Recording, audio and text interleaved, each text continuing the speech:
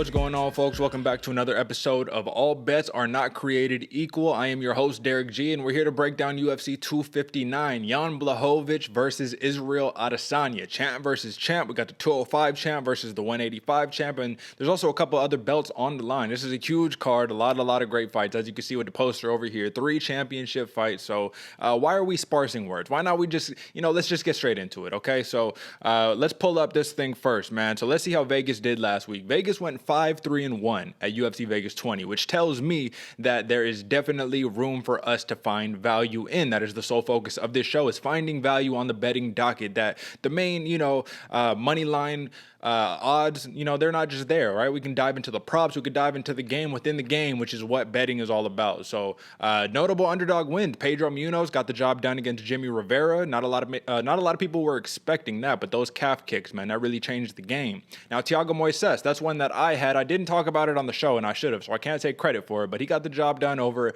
Aleksandar the Great Hernandez via UD, and Hernandez was mad shocked about that, but nonetheless. And then lastly, we had Alexis Davis, who put a clinic on Sabina Mazo, man, in the wrestling, man. You can't ever underestimate the wrestling. You can't. Not in this game. So we'll take care of that. And then listen, man, how about we move on and start the clock? So let's get straight into it, man. UFC 259. If we're looking at the main docket, which is 5 fights, then we're looking at some pretty egregious odds in some spaces, but we're also finding some true value. So let's start off with the one that everyone is here to talk about: Jan Blehovich versus Israel Otasanya. And the first thing that we need to talk about is paths to victory, right? So Jan Blehovich, he comes in at plus 190 as opposed to Israel Arasana at minus 250. And the first question that you have to ask yourself is, okay, man, Adesanya, he's killing the game, right? He's beating everybody there is to beat. His last 5, he knocked out Paulo Costa, TKO round 2, Yoel Romero, that was a UD, Robert Whittaker, knockout round 2, Gastelum, UD, and then Anderson Silva, UD, right? So he's got a killer's row in terms of his last 5. So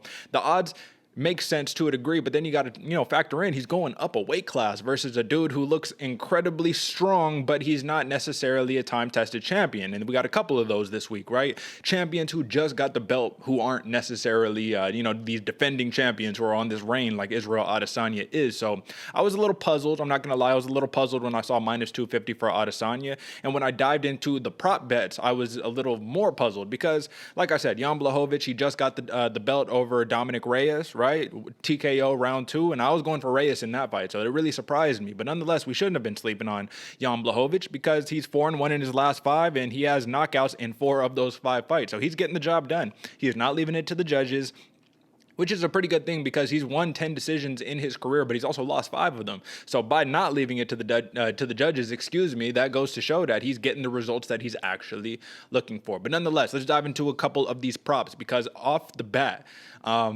you could take Izzy at minus 250 if you really, rooting for Izzy and if you think he's going to get the job done. But it's a little steep, right?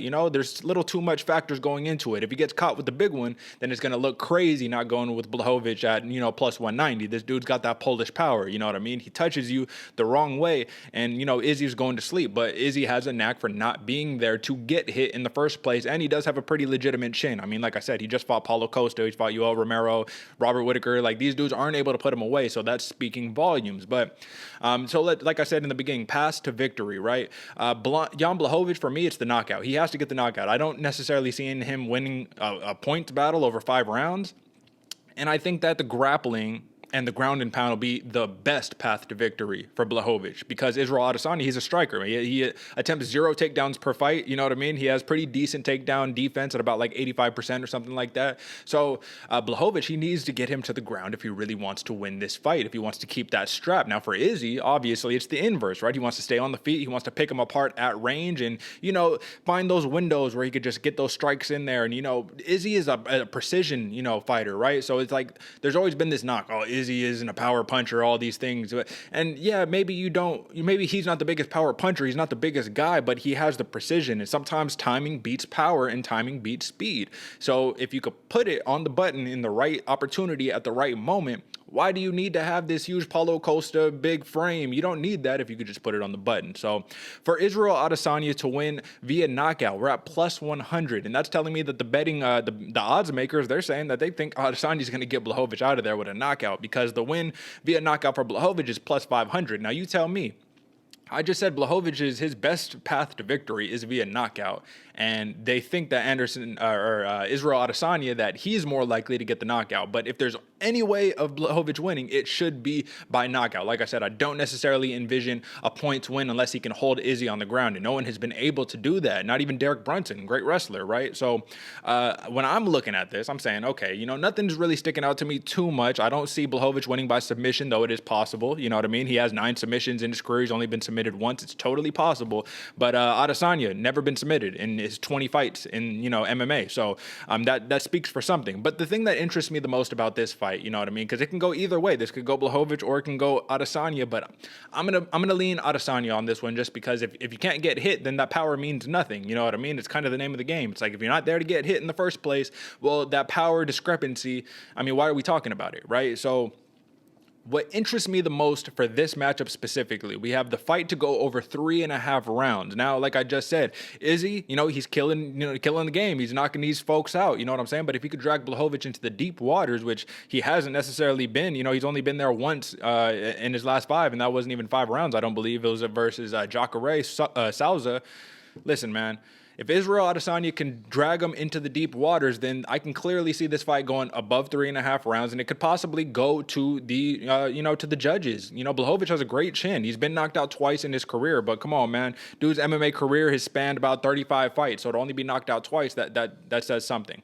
Now, for the fight to go to the distance, we're at plus 105. So to fight to go over 3.5 rounds, that's what I'm looking at, plus 105, and for it to go the distance, we're at plus 165, and I'm leaning much heavier towards the fight going the distance or the fight going above 3.5 rounds than I am on necessarily picking Adesanya or Blehovich. So we got the plus, and that's what's important if you're trying to make some bread. So those are the things that I personally would look at for Blehovich versus Adesanya. Yet, like I said, there's a lot of different ways this fight could play out, and I don't think that when do you see the dude who's going up weight challenging the higher weight class champion? When do you see him favored this highly? You rarely do unless they're that much of a killer, and Izzy is an absolute killer. So it's something to take a look at, folks. I definitely would take a look at it. But let's just look at just a couple other things. To win via points for Adesanya, we're at plus 250. So instead of being minus 250 for picking the money line on Adesanya, you can go plus 250 if you think he could win by points. For Blehovich, it's plus 700 for him to win by points. Like I said, I don't necessarily envision that happening, to be completely, frank and honest with you. But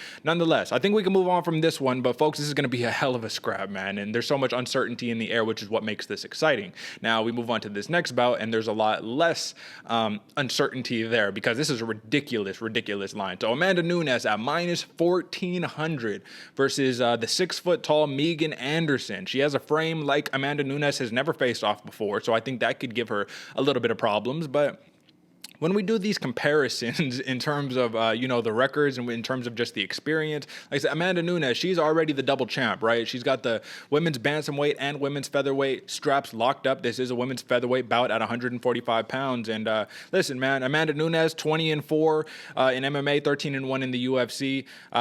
She's minus 1,400 for a reason, man. She's coming in and she's starching, folks. The only problem that I have is the props, right? Because when I'm looking at plus 675 for Megan Anderson, hey, man, if you got $20 you want to throw on, plus 675, that's always a pretty good move. It's high risk, but also the reward is incredibly high, man. I'm not going to tell you throw $100 on that or throw a little bit of money on Megan Anderson because it's the fight game. And I'll tell you what, man, when I see it lines like this, I'm just like, there's one thing about the fight game that I love is that it's so unpredictable. You never know what's going to happen. And even though we're highly favored on Nunes, who's to say Anderson, she doesn't throw up one of those big knees when Nunes is trying to shoot for a takedown or gets in too close and just, starches her, puts her to sleep. Who's to say?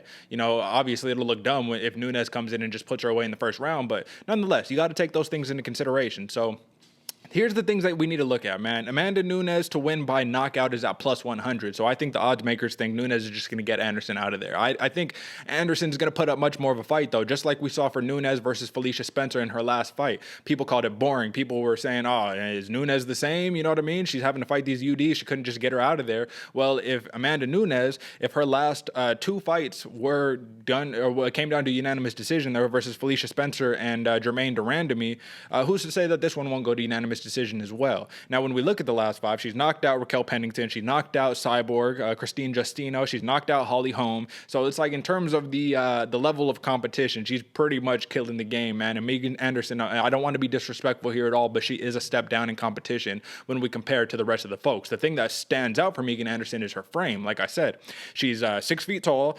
She has a 72-inch reach, so she has a reach and a height advantage over Amanda Nunes, and I think that could play very well if she can keep this on the feet and just kind of try to jab Nunes' face off. So by saying that, that makes me really lean into this. What I'm looking at for this one, you can go KO, sub, all that stuff. You can look into that yourself, but I'm looking at for this fight to go over 2.5 rounds, it's at plus 170. That's interesting, right? I think that's people got to jump on that. I honestly think people have to jump on this fight going over 2.5 rounds because of Megan Anderson's frame. I think it might take a little longer for Amanda Nunes to get adjusted. I don't think she's going to be able to just walk her down and just smash her like that because of that frame and that size difference. And that's the beauty of being tall and being long, right? So Amanda Nunes, instead of punching down or punching forward, she's going to have to punch up, right? And, that often takes away some of the power. So Megan Anderson, she got a good chin, you know what I mean? She could take a hit and like I said, man, she can keep her distance pretty decently, but when it does go into that clinch, even though Nunes is very strong in the clinch, Megan Anderson, that's pretty much one of her strong suits, and she wants to bring those knees up the pipe all day long. Literally, when she brings the knee in, it's like an uppercut. So it's like she has more limbs on her upper body than she actually does because of those knees and because of how much of a problem they are. So like I said, for this fight to go over 2.5 rounds, I'm really looking at that plus 170 line, or if you're looking for this fight to go the distance, we're at plus 350. Like I said, Amanda Nunes, she just went the distance in her last 2 fights. Who's to say that she's just going to come in and just starch Megan Anderson and knock her out, especially with James Krause in the corner, that those are dogs over there at Glory MMA. Those are real dogs, and they're coming to bring a fight. So, like I said, to reiterate for the last time, fight to go over 2.5 rounds, plus 170. That's the one that I'm really looking at. But for the fight to go the distance at plus 350, I mean, this is 5 rounds, man. We're going to be there for a while, so I don't know about that one. But Megan Anderson is tough, man, and people are writing her off. But, hey, like I said, throw $20 on that plus 675 line. You know what I'm saying? Get you a little bit of bread, right? So let's move on to the next one. So we got another, championship match here, right? So this is another one of those cases where it's the champion who just got the belt, who hasn't defended it yet, in Petr Yan with the bantamweight strap, fighting Aljamain Sterling. And this is closer to a pick'em, man. The odds makers are very undecided on this one. So we got Yan coming in at minus 115. The champion at minus 115 is a very slight favorite to Aljamain Sterling at minus 110. Now, what I really like about Petr Yan is his footwork, man. Dude's boxing is incredible. He has a very European, Eastern European style of boxing and footwork. He knows how to cover distance very well. But Aljamain Sterling, he doesn't necessarily want to box with you, man. He wants to kickbox with you, to get into range, to grab you, and then submit you. So, the thing about this fight to me is because I don't necessarily have a pick figured out for this one yet. Like I said, this is so close to a pick'em. There isn't much value to be had in picking Yan or Sterling when it's so close to this. It's not like one is being heavily favored or one is being heavily, overlooked or anything like that. But the thing that I am looking at, once again, just like always, is I'm looking at these props. So for Aljamain Sterling, the name of the game is submissions. I just said it. For him to win by submission is a plus 350, and it's something that you got to take into consideration, because if he could put the backpack on Corey Sandhagen and get him out of there in a round, who's to say he can't do the same thing to Yan? Now, Yan is a different level of competition, right? He's much higher. Obviously, he's the champion, but he's unproven in terms of defending that belt. Let's see how he comes out once he already got the strap around him. But don't mess around with these Russians, man. These guys are for real, and they're ready to play. So for Petr Yan, man, we just got to look at the last 5, right? For Yan, he's got knockouts versus Jose Aldo, Uriah Faber, Jimmy Rivera was a unanimous decision, John Dodson was a unanimous decision, and then Silva de Andrade was a knockout. So he's knocked out 3 of his last 5 opponents, which is, it's pretty impressive. As for Aljamain Sterling, he's got UDs versus Pedro Munoz, Jimmy Rivera, and Brett Johns, but he's got 2 submission wins against Corey Sandhagen in the first round, and Cody Stamen, beautiful knee bar off his back. He had him in like a body lock and then grabbed the knee, and I forget, there's actual name for that technique, but I don't have it off the top of my head. But nonetheless, man, Aljamain Sterling, man, there's a heavy case for him to win by submission. There's a very heavy case to be had there, right? He's 31 years old, 5'7", 71-inch reach. He's got the reach advantage by 4 inches over Petr Yan, who is 5'7", but has a 67-inch reach. And I think the name of the game is going to have to be pressure for Sterling. If you're Sterling, you're going to have to walk up and just try to walk this dude down, starch him with kicks the same way that you did to Corey Sandhagen. But is that going to happen? I mean, it's yet to be seen. Like I said, this is more or less of a pick'em. But if we're talking about competition, man, these guys have pretty, equal level of competition in their last 5. The thing to take into consideration is Petr Yan has never been submitted in a 16-fight MMA career. Jermain Sterling has never been submitted, and he's only been knocked out once. He's only been knocked out once in his about 22-fight MMA career. So I want to go into the props, like I said, man. And when I'm just looking at the line, I don't see value there. I see more risk than I see reward, and that's generally the case when you're trying to go big. But, it's kind of a stay away. In my mind, I'm looking at a stay away in terms of the money line. But what I am looking is for this, 2 things. For this fight to go under 2.5 rounds, so for somebody to stop somebody, I don't know who, we're looking at plus 60, which is something you got to look at, man, because who's to say this is going to go all 5 rounds? That definitely favors Petr Yan to go all 5 rounds because that's kind of the name of the game of his style. He wants to break you down over all those rounds. But Aljamain Sterling, man, his best bet is to grab that submission and get him out of there. He talks about it time and time again. He says, I only need 1 takedown. So it's like, how long is it going to take to get that takedown? I'm not sure. But if he does get the takedown and he gets the submission, would it be under 2.5 rounds? It could be. But for this fight to go the distance, which it could happen. It totally could happen, man. There's a couple different ways of this playing out. And I think if Yan wins, I think this fight will go the distance. I don't know if he's going to knock out Aljamain Sterling, but we're at plus 120. So, at least we could find a little bit of value there, right? And that's what I'm talking about. Let's just at least get a little bang for our buck instead of sitting here and taking such a risk at, saying minus 115, minus 10. You're not going to make a lot of money off of that unless you're betting really big. And like I said, it's more of a stay away to me. So that's what I got for the 3 championship bouts right there. And let's move on to the second fight of the main card, which is Islam Makhachev versus Drew Dober, man. This is a big one. The odds makers are really favoring Makhachev in this one, and I can see why, man. This dude's coming out of Eagle MMA, training with Khabib. Khabib has basically heralded Islam Makhachev as the next big thing in the division, right? He sees him as being his successor in the lightweight division. And I think it was an interview just recently, man. He said he truly does not envision anybody else being able to beat Islam Makhachev. He's that good. He's 18-1 in MMA, and he's 7-1 in the UFC, and he's 5-0 in his last 5. Like, this dude is starching folks. And a very impressive win, one that I thought would play out somewhat similarly to how this fight could play out, was Makhachev's fight versus Arman Tsarukyan. Man, Tsarukyan is a stud. He's a young prospect, man, and he came close to not really came close to winning that fight, but he came close. He put up a very valiant effort, man. It was a very, very good fight. Now, Drew Dober, in terms of I think that Drew Dober's path to victory, that's what we need to talk about, right? If anything, we're just talking about path to victory here. Drew Dober has to get it done on the feet, right? He's a former 2-time amateur Muay Thai champion. This dude's kickboxing and his Muay Thai is his best path to victory. He's got 10 knockouts on his record, and he's knocked out 3 of his last 5 opponents. He's got 1 submission in there. It was a submission loss, actually. He got submitted by Beneil Dariush, man. It was beautiful. I believe it was an arm triangle, or it was just an arm bar, man. It was beautiful in the second round off a sprawl, but nonetheless, I think Drew Dober needs to stay away from the ground. Islam Makhachev is an incredible wrestler. This dude's grappling is legit. His high kicks are legit. And all he's trying to do is throw in these combinations so he can grab a hold of you. And once he grabs a hold of you, it's all about the top control. It could be all about the submissions. He's got 7 submissions in his 19 MMA career fights, and he's only got 8 UFC fights. So to see that he only has 1 submission win in his last 5 goes to show that this is a multi-dimensional fighter, and he can get it done in a plethora of ways, right? So when we look at, he's only been knocked out once in his career. He's won 8 decisions. He survived Nick Lentz's crucial guillotines when he fought him, man. It goes to show his submission defense is very, very legit, and he will give up his neck on multiple occasions, but I think that he believes in his submission defense that much that it doesn't necessarily matter to him, right? As long as he keeps that top control, he can keep himself safe, and he can win the match. And I think that's how he's looking at it. So when we're looking at the bets, right, Islam Makhachev is a minus 400 favorite as to Drew Dober at plus 280. So that one's wrong. I have it at minus 280. It's actually plus 280. So this is the way that I'm looking at this, folks.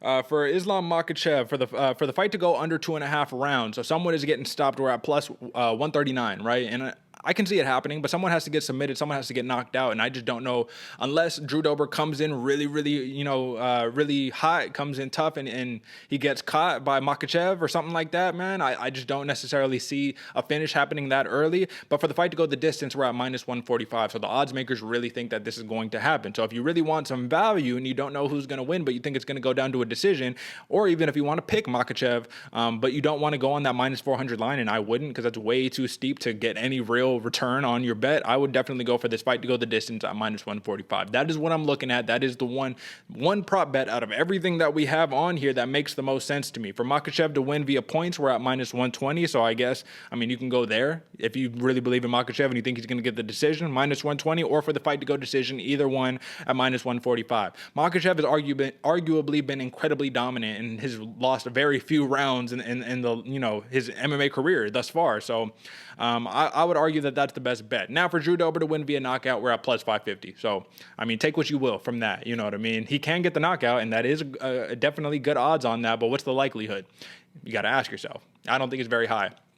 But I do think that's Dober's best path to victory, and that's that, man. So let's hit the last fight on the main card on this UFC 259 pay-per-view main card, which is Thiago Santos versus Aleksandar Rakic, man. This one's crazy. So Santos coming in at plus 130 underdog, Rakic coming in at minus 165, and the story here is that listen, man, Santos, he's the hammer, man. He's the dude who is starching everybody, but he's coming off of back-to-back losses to Glover Teixeira and John Jones. Those are not bad fighters to be taking losses to, but they're losses nonetheless. Now let's talk about those wins. He got a knockout win over the 205 champion right now, Jan Blehovich. He has a knockout win over Jimmy Manuwa, second round, and he has a knockout win over Eric Anders. And I know that everybody remembers that one, man. He put a beating on Anders. Anders was just too tough for his own good in that one. He took a real beating. But Aleksandar Rakic, man, minus 165. He's coming off of a win against Anthony Smith.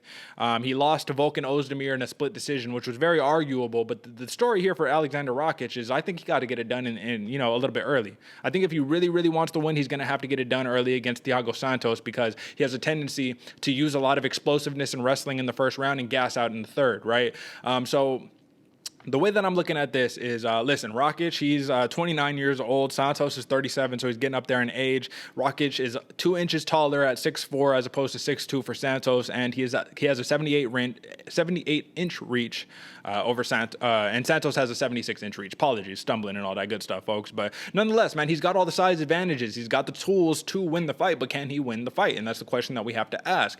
Listen, in terms of the props, right, for Santos to win via knockout is the same odds as Rakic to win via knockout, and they're both at plus 185. So what this is telling me is that they're thinking that the game inside of the game means that this is a much more even fight than what the odds are actually indicating in terms of just the straight up money line. Now, let's talk about if this fight goes under 2.5 rounds, which is very possible. The odds makers are actually favoring it. They have it at minus 165. So if someone is getting knocked out, man, that's definitely a good play, because, like I said, the odds makers are in favor of that. They think that's going to work. So would you rather take for the fight to go under 2.5 rounds at minus 165, or pick one of Santos versus Rakic to get the actual knockout? And my money, my money is on Rakic, man. He's younger, he's bigger, he's stronger, I think, but Santos is no slouch, man. This dude does not go down easily, but I think Rakic is just a little more explosive, which is a crazy thing to say when we're talking about Thiago Santos, who is one of the most explosive in MMA. But let's not forget, like I said, he's 37 years old, man. He tore up and had to get reconstructive surgery on both of his knees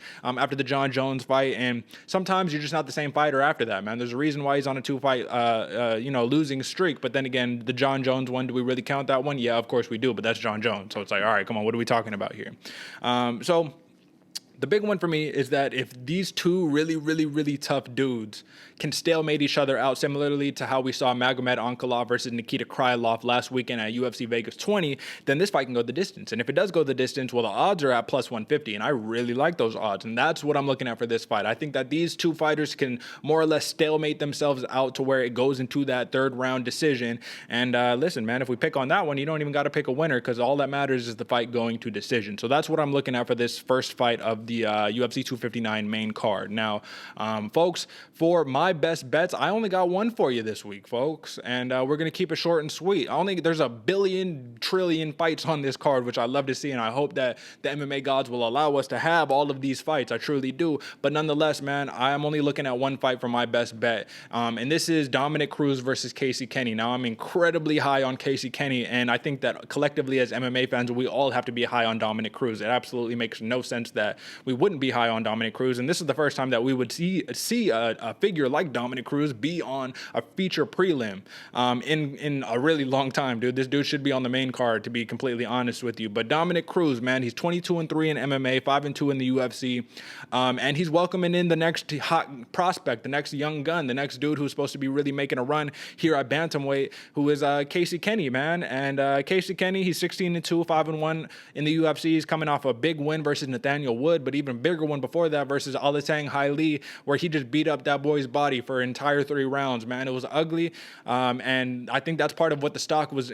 coming up for Kenney. But let me just look at these last 5, man. Nathaniel Wood for Casey Kenney, Nathaniel Wood, UD, Haley Olatang, UD, Luis Smoka, submission round 1. Merab Davashvili, he lost that one versus unanimous decision. And then Manny Bermudez, it was a win, UD. Now for Dominick Cruz, man, I think it's just a different level of opposition here. We got Henry Cejudo. He lost that one, was very controversial. He's still talking about it today, how he didn't really lose it, but Keith Peterson took the win from him. I think we got to move past that one.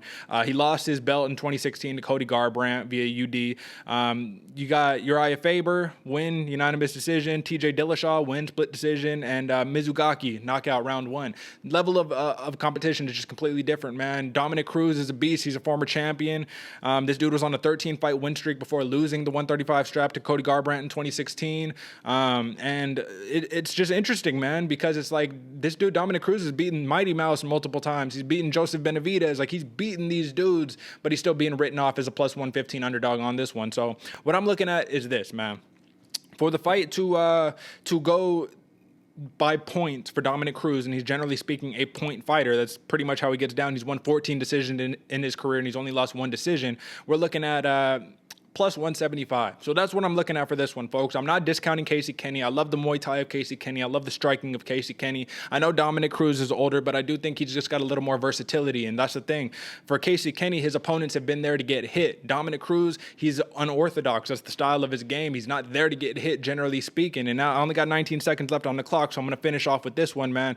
Casey Kenney by KO, plus 550. If you're feeling that, I would probably go for it, but I would, by points would be a little more understandable at plus 150 for Casey Kenney. But nonetheless, I'm looking at, for the fight to go the distance, minus 225 or Cruz by points plus 175. And we perfect right at the end of the clock. Folks, those are my best bets, or I guess that is my individual best bet, but that was the UFC 259 main card. This is another episode of All Bets Aren't Created Equal. Give us a follow on Instagram at All Factors Considered. Check out the website at www.allfactorsconsidered.com.